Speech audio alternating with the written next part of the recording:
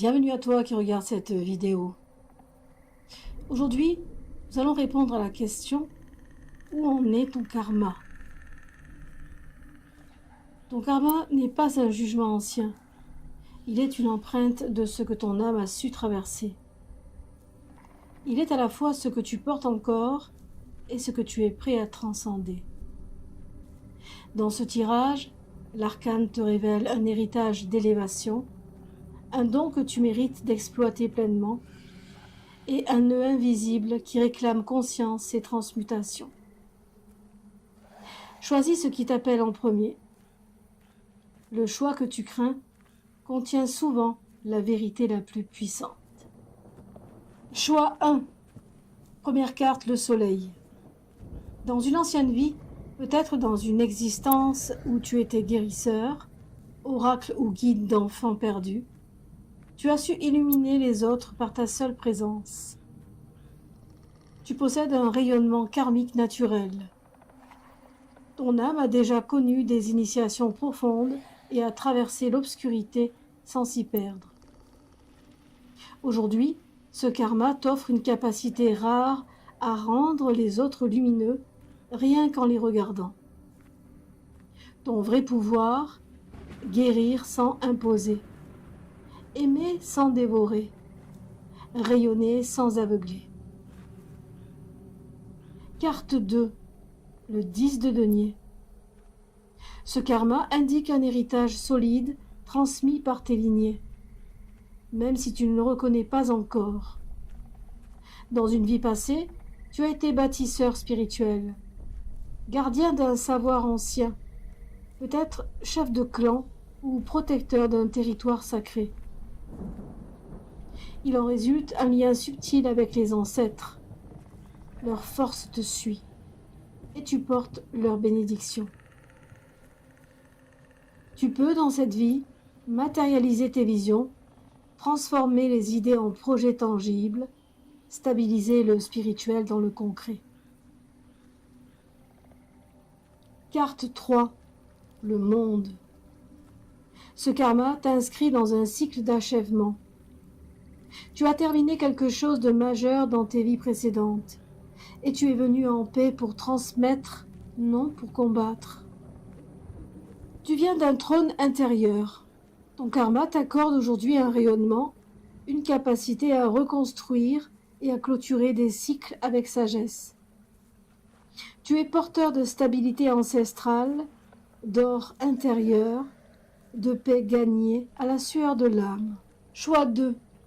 Carte 1. La lune. Ce karma est lié aux illusions, aux secrets et aux peurs profondes. Tu viens d'une incarnation où l'on t'a peut-être trahi, piégé, manipulé. Ou bien tu as été le détenteur d'un pouvoir trouble.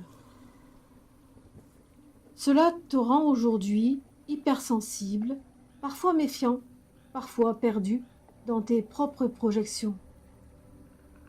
Le karma lunaire t'invite à distinguer les visions sacrées des mirages mentaux.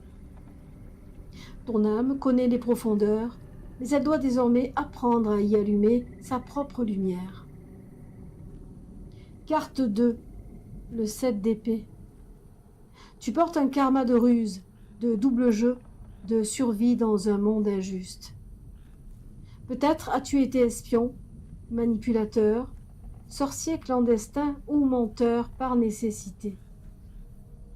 Cette énergie t'amène à douter des autres ou à ne pas toujours être franc avec toi-même.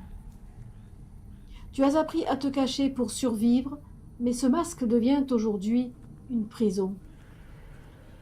Il est temps de désapprendre la stratégie pour redécouvrir la sincérité magique. Carte 3. 3 de bâton inversé. Ce karma crée un blocage d'expansion. Tu es parfois hanté par un sentiment d'incomplétude, comme si ce que tu fais n'aboutissait jamais tout à fait. Dans une ancienne vie, un grand projet a échoué ou a été interrompu brutalement. Aujourd'hui, cette mémoire peut saboter ton action, te faire rester au seuil de la réussite. Ce karma t'invite à oser traverser l'horizon et à ne plus abandonner ta mission avant l'accomplissement.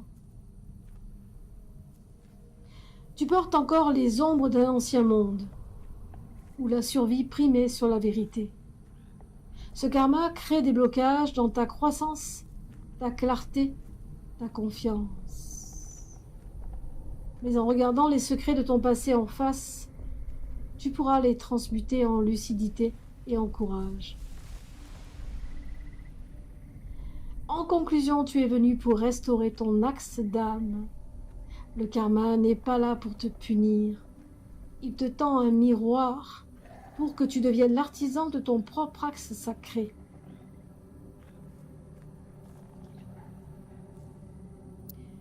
Tu n'es ni condamné à ton passé, ni prisonnier de ses chaînes. Tu es le lien vivant entre ce qui fut et ce qui peut être. Le karma d'or t'élève, le karma d'ombre te façonne. Les deux sont les piliers de ton pouvoir réel. Et n'oublie pas, le sorcier qui ne connaît pas ses ombres devient leur esclave. Celui ou celle qui les regarde en face devient un mage accompli. Voilà pour ces deux choix qui j'espère t'auront résonné. Quant à moi, je te retrouve la semaine prochaine. Pax vobiscum.